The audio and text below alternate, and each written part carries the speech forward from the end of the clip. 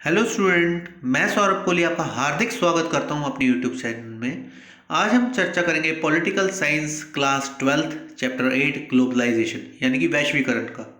तो बच्चों, इसमें हम सभी पर्सपेक्टिव से चर्चा करेंगे ग्लोबलाइजेशन की। वैश्वीकरण क्या है, इसमें मेन हम मीनिंग, अर्थ समझेंगे, कारण समझेंगे, आर्थिक इम्पैक्ट क्या पड़ा ग्लोबलाइजेशन का, वो सभी चीजें समझेंगे। तो चलिए शुरू करते हैं। उससे पहले आप इस चैनल को लाइक, शेयर एंड सब्सक्राइब करना बिल्कुल ना भूलें। जिन्होंने कर रखा है उनके लिए धन्यवाद। तो चलिए शुरू करते हैं। वैश्वीकरण, ग्लोबलाइजेशन, जिसको इंग्लिश में हम ग्लोबलाइजेशन कहते हैं, जिसकी छाप पूरे विश्व में पड़ी है। कक्षा का जो एजेंडा होगा, सब टॉपिक्स होंगे वैश्वीकरण के अंदर। तो वैश्वीकरण की परिभाषा, वैश्वीकरण के कारण, वैश्वीकरण के आर्थिक प्रभाव। वैश्वीकरण आज एक सिर्फ भारत में जानने वाला शब्द नहीं है, यह वैश्विक शब्द है जिसका अर्थ ही वैश्वीकरण है। वैश्वीकरण से विश्व पर क्या प्रभाव पड़ा, इससे आर्थिक सामाजिक प्रभाव भी पड़े, तो उन सभी की चर्चा हम करेंगे। तो वैश्वीकरण का शाब्दिक अर्थ है विश्व प्लस एकीकरण, अर्थात विश्व को एक करना, विश्व का एकीकरण, वैश्वीकरण। पर कैसे, आइए समझते हैं हम। वैश्वीकरण एक ऐसी प्रक्रिया है जिसके द्वारा पूरे विश्व के देश एक दूसरे से विभिन्न माध्यमों से जुड़ते हैं, और यह माध्यम है व्यक्ति, वस्तु, पूंजी और विचार।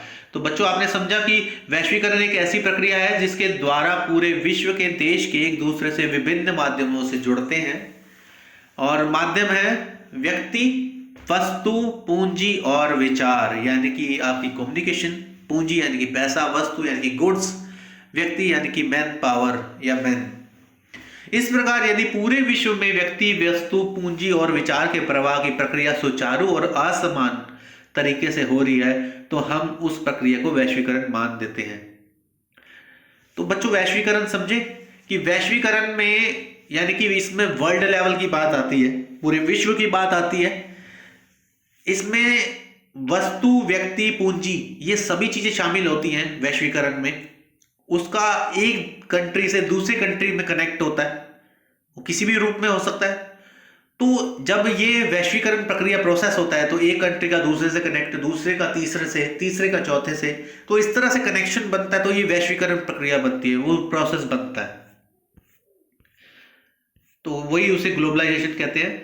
तो वैश्वीकरण में व्यक्ति, पूंजी, विचार और वस्तु, इनका आदान प्रदान होता है वैश्वीकरण में। जैसे कोई विचार किसी देश में किसी ने दिया, तो वो विचार किसी और देश में कोई और दे रहा है। वस्तु, जैसे उदाहरण के रूप में बच्चों देखो, वस्तु यानी कि जो जीन्स कल्चर है वो अमेरिका का कल्चर है, जो मैकडोनल्ड कल्चर है वो अमेरिका का कल्चर है। आज आप देखें तो जीन्स हर भारतीय पहनता है, लेकिन भारतीय पहनावा जीन्स नहीं है। तो ये वैश्वीकरण का ही असर है। अब जब कोई और दूसरे देश से इधर, और वहीं पूंजी में अगर देखें तो कोई व्यक्ति विदेश से इधर आता है, तो कंट्री जो डॉलर एक्सचेंज करवाता है और यहाँ की पूंजी लेता है, तो ये एक जगह की पूंजी इधर आती है, उधर की पूंजी उधर जाती है। और व्यक्ति, व्यक्ति यानी कि टूरिस्ट, टूरिस्ट के रूप में एग्जाम्पल हम देखें तो बहुत से विदेशी भारत घूमने आते हैं, भारतीय विदेश घूमने जाते हैं। तो ये वैश्वीकरण की बच्चों सारी प्रक्रिया है। विचार, कम्युनिकेशन, इंटरनेट, वस्तु, व्यक्ति, पूंजी, ये सब वैश्वीकरण का ही एक भाग है। आगे हम देखें महत्वपूर्ण बिंदु, विश्वव्यापी पारस्परिक जुड़ाव, जो वर्ल्ड वाइड इंटरकनेक्टेडनेस है, ये क्या है, ये ग्लोबलाइजेशन का ही प्रभाव है। जो वर्ल्ड वाइड इंटरकनेक्टेडनेस जो है, किस तरह देखिए, इसमें सब दिखा रखा है उदाहरण के रूप में कि कंप्यूटर, इंटरनेट, डॉक्टरी, पेशा, खाना पीना, हवाई जहाज, मांस, मछली और जो व्यापार है, वो सब ग्लोबलाइजेशन के कारण ही संभव हो पाया है। व्यक्ति, इंडिविजुअल की बात करें, ये देखिए चित्र के माध्यम से। पूंजी, कैपिटल, किस तरह से, जैसे मैंने उदाहरण के रूप में पहले ही आपको बताया था कि एक जगह की पूंजी दूसरी जगह जाती है और दूसरी जगह की पूंजी किसी तीसरी जगह जाती है, तो इस तरह पूंजी का आदान प्रदान होता है। क्योंकि भारतीय जब विदेश में जाते हैं तो वहां भारतीय रुपए नहीं चलेंगे, वहां डॉलर चलेंगे या कोई और करेंसी चलेगी। पाउंड चलेंगे, डॉलर चलेंगे या यूरो चलेंगे, एग्जाम्पल कुछ भी रुपए चल सकते हैं, लेकिन वहां पर एक्सचेंज करवा के वो भारतीय करेंसी ले सकते हैं। वस्तु, गुड्स, सामान, सोना, चांदी, लोहा, इनका आदान प्रदान। तो कमोडिटीज में किसी भी चीज का आदान प्रदान हो सकता है। आइडियाज, विचार, एग्जाम्पल्स, आप देखें कि भारत के बहुत से आईटी सॉफ्टवेयर इंजीनियर विदेश जाते हैं, बहुत से डॉक्टर विदेश जाते हैं। तो एक आइडिया है कि यहाँ के लोग ज़्यादा इंटेलिजेंट होते हैं, तो इसलिए वहाँ नासा में, आईबीएम और अलग अलग कंपनीज में वहाँ पर वो ज्वाइन करते हैं और अपने विचार देते हैं। वहाँ के लोग यहाँ आते हैं और सिंगापुर के लोग भारत में आए, भारतीय लोग सिंगापुर सीखने गए। एग्जाम्पल्स हैं इसके। वैश्वीकरण को संभव करने वाले प्रमुख कारक क्या क्या हैं? संचार में विकास, परिवहन में विकास, वैश्विक खतरे, जरूरत तथा आपसी लाभ। संचार में विकास आप किस माध्यम से बोल सकते हैं? टेलीफोन, मोबाइल्स, फैक्स, रेडियो, संचार हो गया, आपका इंटरनेट हो गया। इसमें तेजी के कारण ही वैश्वीकरण को बल मिला है। परिवहन में विकास यानी कि मीन्स ऑफ ट्रांसपोर्टेशन, पहले जो परिवहन के जो जरिए थे वो सामान्य थे, एक देश से दूसरे देश काफी दिनों में पहुंचा जाता था, अब कुछ घंटों में पहुंच सकते हैं। तो ये एक बल दिया है इसने वैश्वीकरण को आगे बढ़ने में। वैश्विक खतरे, वैश्विक खतरों पर चर्चा होती है, G8, G16 और आसियान, ये सब जो बैठकें होती हैं वो वैश्विक खतरे के बारे में करती हैं और क्लाइमेट चेंज के बारे में बातें करती हैं। तो जरूरतें तथा आपसी लाभ, ये सभी ने वैश्वीकरण को संभव करने के प्रयास को बढ़ाया है। संचार और परिवहन में विकास को देखें तो वैश्वीकरण व्यक्ति, विचार, पूंजी, वस्तुओं का प्रवाह है। हालांकि यह प्रवाह या प्रक्रिया बहुत पुराने समय से हो रही है, परंतु समकालीन विश्व में यह प्रक्रिया काफी तेज और व्यापक हो गई है। ऐसा होने के पीछे परिवहन और संचार की क्रांति है। मैंने आपको पहले भी चर्चा करी है। मीन्स ऑफ ट्रांसपोर्टेशन यानी कि ट्रांसपोर्टेशन काफी तेज हो गया है। हवाई यात्रा, जहाज की यात्रा, सी पोर्ट से यात्रा, रेल यात्रा, ये काफी सशक्त हो गया है और विकसित हो गया है। जहां काफी दिन पहले लगते थे, अब कुछ ही घंटों में आप यात्रा करके तुरंत पहुंच सकते हो। रोड्स अच्छी कर दी गई हैं जिसके कारण आप काफी जल्दी पहुंच जाते हो। मीन्स ऑफ ट्रांसपोर्टेशन हो गया। और संचार, कम्युनिकेशन, उदाहरण के रूप में आज आपको अपना रेज्यूम भेजना हो अमेरिका में किसी कंपनी में, तो आज आप ईमेल के माध्यम से तुरंत अपना रेज्यूम भेज सकते हो और कुछ भी काम, इंटरनेट की कुछ भी चीजें आप घर बैठे ही देख सकते हो। ये संचार के कारण ही संभव हुआ है। संचार और परिवहन में विकास के कारण ही परिवहन प्रौद्योगिकी में सुधार हुआ है। एक स्थान से दूसरे स्थान पर जाने में लगने वाले समय में कटौती हुई है। उत्पादों में ये दोनों में बढ़ावा हुआ है। वाणिज्यिक जेट विमान, बड़े महासागर जाने वाले जहाज, ये सब भी मैंने अभी पहले ही चर्चा करी है, इस स्लाइड में अभी बताया। जो ग्लोबल थ्रेट्स क्या है? ग्लोबल थ्रेट के रूप में हम देखेंगे बीमारियां जो कि वैश्विक रूप में उभरती हैं।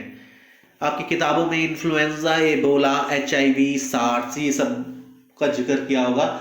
लेकिन वर्तमान जो 2 साल से हम जिस बीमारी से झेल रहे हैं, कोविड-19, जिसके नए नए रूप उभर रहे हैं, वो भी ग्लोबल थ्रेट ही है। तो बच्चों, ये ग्लोबल थ्रेट क्या होता है? जो वैश्विक खतरे होते हैं, जैसे कि दक्षिणी अमेरिका में इन्फ्लुएंजा है और दक्षिणी अफ्रीका में इन्फ्लुएंजा है पूरा, और इबोला है जो आपका अफ्रीका में, और HIV भी है, और एशिया में सार्स है। सार्स एक ऐसी सांस की बीमारी होती है, लाइक कोविड की तरह ही होती है, मौसमी चेंज के कारण ही, लेकिन ये कोविड थोड़ी अलग है, डिफरेंस है। नीड ऑफ म्यूचुअल बेनिफिट्स की बात करें और आगे हम देखें वैश्वीकरण के मुख्य तत्वों की बात करें। व्यापार प्रतिबंधों को कम करना ताकि वस्तुओं और सेवाओं को सुचारू रूप से आवाजाही हो सके। एक ऐसा वातावरण बनाएं जो विभिन्न देशों के बीच स्वतंत्र रूप से पूंजी प्रवाहित कर सके। एक ऐसा वातावरण विकसित करना जो प्रौद्योगिकी को स्वतंत्र रूप से प्रभावित कर सके, अनुमति देता हो। एक ऐसा प्रणाली विकसित करना जो दुनिया के विभिन्न देशों के बीच श्रम को सुचारू आवाजाही के कारण बन सके। तो इसके जो मुख्य पॉइंट है वो क्या है कि ऐसे एनवायरनमेंट को तैयार करना जिससे इंफॉर्मेशन टेक्नोलॉजी, प्रौद्योगिकी वो सुचारू रूप से काम हो सके, और विभिन्न देशों में भी जो श्रम है, वो जो लेबर है, वो ढंग से काम हो सके, जो प्रतिबंध है उसकी जरूरत कम पड़े, और बिना प्रतिबंधों के ही स्वतंत्र रूप से आवाजाही हो सके। अब बच्चों इस स्लाइड में हम देखेंगे shares of item in India imports. Imports क्या क्या करती है? Minerals, precious metals, electrical machinery and equipments, non electrical machinery, nuclear reactor, boiler, metals, chemicals, others. ये सब भारत इंपोर्ट करता है। कितने कितने परसेंटेज है, ये डाटा है 2018-19 का, आप देख सकते हैं। तो ऐसे ही कुछ चीजें इंपोर्ट्स की जाती है, आयात की जाती है, कुछ निर्यात की जाती हैं। तो ये सब चीजें हैं। और country wise split up global है कि अमेरिका का 75% भारत के साथ ग्लोबल एक्सपोर्ट होता है, 45%, इंडिया 7.2% कंट्री वाइड स्प्लिट किया हुआ है, अदर के साथ 104, चाइना 10.8, ब्राजील 10.8। तो अलग अलग कंट्रीज का हिस्सा दे रखा है कि ग्लोबल एक्सपोर्ट कितना होता है। मल्टीनेशनल कंपनीज, मल्टीनेशनल एमएनसीज, बहुराष्ट्रीय निगम, एमएनसीज के बारे में बहुत सुना होगा कि मेरे फलाना फलाना एमएनसीज में काम करते हैं, मैं एमएनसीज में काम करना चाहता हूँ, एक्सेट्रा एक्सेट्रा। तो एमएनसीज क्या है बच्चों? बहुराष्ट्रीय कंपनियां, यानी कि मल्टीनेशनल कंपनीज। गुड़गांव, नोएडा में बहुत भरमार है मल्टीनेशनल कंपनीज की। तो मल्टीनेशनल कंपनीज क्या होती है कि जिनका जो सेंटर्स होता है वो एक देश नहीं होता, वो कई देशों में उनके उत्पाद चल रहे होते हैं। उदाहरण के रूप में आप देखिए मैकडोनल्ड, ये एक एमएनसीज है, इसके हर देश में ज्यादातर इसकी ब्रांचेस हैं, उत्पाद हैं। डोमिनोज मान लो, पिज्जा हट है, तो इनके हर देश में इनके उत्पाद है, एमएनसीज में आती है ये कंपनी। माइक्रोसॉफ्ट हो गया, आईबीएम हो गया, इस तरह की कंपनीज एमएनसीज के अंडर में आते हैं, जिसमें मल्टीनेशनल कंपनी। जिसे मल्टीनेशनल का अर्थ होता है बच्चों, मल्टी मतलब बहुत से, नेशनल यानी कि कंट्रीज में जिनकी ब्रांचेस है, मल्टीनेशनल कंपनीज। और बहुराष्ट्रीय निगम एमएनसीज को कभी कभी अंतरराष्ट्रीय निगम टीएनसी कहा जाता है। ये बड़े और शक्तिशाली व्यवसाय हैं जो विभिन्न देशों में उत्पाद या सेवाएं बेचते हैं, अपनी सर्विसेज देते हैं और अपने प्रोडक्ट्स बेचते हैं। आप देख सकते हैं आजकल भारत में विदेशी ब्रांड्स खूब हैं, जैसे Puma, Reebok, Naik etcetera etcetera. तो ये एमएनसीज ही हैं जिनकी ब्रांड्स की जो शॉप्स है वो हर देश में है, अलग अलग देशों में। अब क्विज टाइम है बच्चों, प्रश्नोत्तरी समय है। तो प्रश्नोत्तरी समय में देखिए, सरकार ने भारत में निवेश की बाधाओं को कब दूर किया? सरकार ने भारत में निवेश की बाधाओं को कब दूर किया? 1990, 91, 92, 93। तो इसका उत्तर है बच्चों 91 में। बच्चों 1991 में जो भारत ने अपनी फॉरेन पॉलिसीज में कुछ ढील दी, जिसके कारण जो निवेश है उसमें आगे भारत बढ़ा। वैश्वीकरण क्या है? जिस प्रक्रिया के द्वारा दुनिया तेजी से एक दूसरे से जुड़ जाती है, वह प्रक्रिया जिसके द्वारा दुनिया को कम जोड़ा जा रहा है, जिसके द्वारा दुनिया अधिक विभाजित होती जा रही है। बी और सी दोनों। तो वैश्वीकरण, इसमें आपने क्या देखा कि वैश्वीकरण है जिस प्रक्रिया के द्वारा दुनिया तेजी से एक दूसरे से जुड़ी हुई है। Which of these factors have influenced globalization? तो वही हमने चर्चा करी अभी। इनमें से किन कारकों ने वैश्वीकरण को प्रभावित किया है? किन कारकों ने वैश्वीकरण को प्रभावित किया है? उच्च करों और निवेश प्रतिबंध, संचार प्रणाली और इंटरनेट, रहने और बेरोजगारी के निम्न मानक, बी और सी दोनों। तो आपको बताना है। तो इसका उत्तर है संचार प्रणाली और इंटरनेट। अब बच्चों देखें आगे कि आर्थिक भूमंडलीकरण के लाभ और नुकसान, इकोनॉमिक ग्लोबलाइजेशन के लाभ और नुकसान, ये इंपॉर्टेंट है, पूछ लिया जाता है क्वेश्चंस में। वैश्वीकरण से विकासशील देशों को तेजी से प्रगति करने में मदद मिल रही है। ऐसा क्यों बच्चों? क्योंकि वैश्वीकरण में विकासशील देश कौन है? जो तरक्की धीरे धीरे कर रहे हैं, जो विकसित नहीं हुए हैं। भारत भी एक विकासशील देश ही है। उससे क्या होता है, जब ये एमएनसीज कंपनियां दूसरे देशों में जाती हैं तो वहां पर अपनी सर्विस देती हैं, वहां पर रोजगार देती हैं, लेकिन कुछ नुकसान भी होता है उससे। वो भारत का पैसा विदेश ले जाती हैं indirectly. Shares item in India import से हमने चर्चा पहले करी है। प्रत्यक्ष विदेशी निवेश और तकनीकी नवाचार, अधिक प्रतिस्पर्धा कम कीमत, अंतरराष्ट्रीय मुद्रा कोष, विश्व बैंक और विश्व व्यापार संगठन जैसे अंतरराष्ट्रीय संस्थानों द्वारा आर्थिक नीतियों का निर्माण।